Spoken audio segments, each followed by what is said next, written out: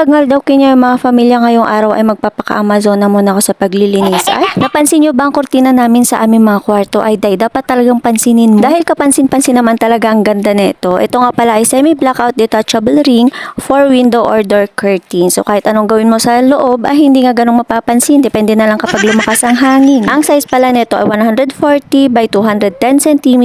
Kaya naman tamang-tama ito sa mga kwartong walang pinto tulad namin. Matagal na talaga namin itong gamit kaya naman malakas ang loob ko na i-share ko sa inyo dahil maganda talaga ang quality nito. Kahit matagal na nga namin itong ginagamit ay hindi pa rin kumukupas ang design nito at mukha pa rin bago. Isang design lang kasi ang nabili ko kaya naman yan at yan lang ginagamit namin. So once na nagka-budget ako ay bibili ulit talaga ako. So kung gusto nyo rin ay click nyo lang yung link sa comment section. Thank you! Balik na nga tayo sa paglilinis. So ayan, bago nga ako mag-umpisa ay tinilang ako nitong batang ito para magsayaw daw kami. Sabi ko nga sa anak ko ay sawa na ako magsasayaw pero dahil pinipilit mo ako, sige na nga.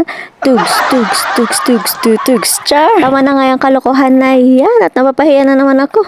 So ito na nga, itutuloy ko na nga itong ginagawa ko. Ang assignment ko pala ngayong araw na naisip ko ay linisan nga itong mga upuan namin sa kusina. Matagal na nga nang huli ko na naman itong linisan kaya naman nangingitim na naman ulit ang kanilang singit-singit. Sinilip ko nga si Mela dahil nananahimik sa loob at nagsiselfon naman pala. Napansin nyo ba ang kanyang bahay dyan sa loob? O diba Tara, may bahay na ang aking anak? Matagal-tagal na nga rin itong gamit ni Mela. So extra large capacity nga ito. Convenient storage, waterproof material at magaan lang din ito. Ito pa nga kinaganda niyan mga mami dahil skin-friendly cloth, stable structure at well-stitched. Subok ko na yan dahil ilang beses ko na nga itong nilabhan at washing machine pa ang gamit ko. Mailaw din pala yung in-order ko kaso nga lang ay nalobat na nga sa tagal na rin gamit ni Mela. Pero pwede pa itong palitan ng battery. Kaya naman kung gusto mo nang palayasin ang iyong anak, charot, pasiyahin ang iyong anak ay i-click mo na yung link sa comment section. Natapos ko na nga yung assignment ko sa upuan. Ngayon naman ay yung project ko na mga cabinet. Ay taray, daig pa ang nag-aaral. Ilang beses ko na rin naman itong nalilinisan kaso nga lang kung ano pa nga yung nakatago ay yun pa nga yung mabilis madumihan lalo na yung mga ganitong drawer dahil pinapamahayan nga ito ng mga ipis. Ang pinakayo ko talaga sa bahay ay si Antonio. Ay naku, makakita lang talaga ako ng ipis noon ay mapapatili talaga ako.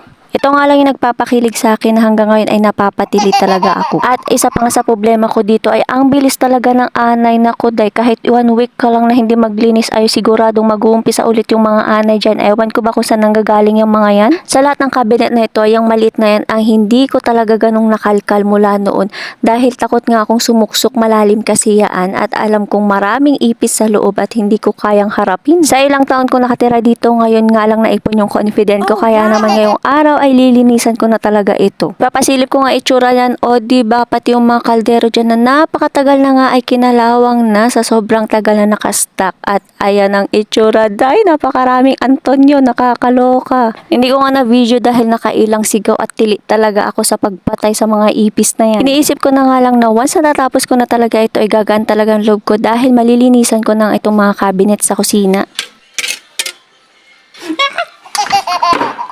Grabe, ipit na ipit yung sigaw ko dyan dahil may kasama nga ako sa bahay. Pero sa totoo lang ay gusto ko nang sumigaw na ayaw ko na sa'yo, Antonio. Lumayas ka na dito sa pamamahay namin. Nakakaloka. Pagod na akong kiligin. Ayaw ko na nga sumigaw at baka maihi pa ako. Charot. So ito palang mga antik na laman neto. Hindi ko nga alam kung ilang taon nang nandiyan yaan ay aalisin ko na nga dahil hindi na nga rin ito magagamit. May ilan-ilan lang na pinili ko talaga na pwede pa naman namin gamitin. Pero yung karamihan dyan ay isinako ko na nga at baka sakaling maibenta sa ilang oras kung paglilinis at pakikipagbakbakan sa mga ipis ay natapos ko na nga rin. Samahan niyo ulit ako sa mga susunod kong proyekto. Sana nga naman equivalent to kwarta din para agas bannog bakas jay. Charot. So hanggang dito na nga lang mga pamilya. Salamat na nagsakak nga binuyam daytoy. God bless.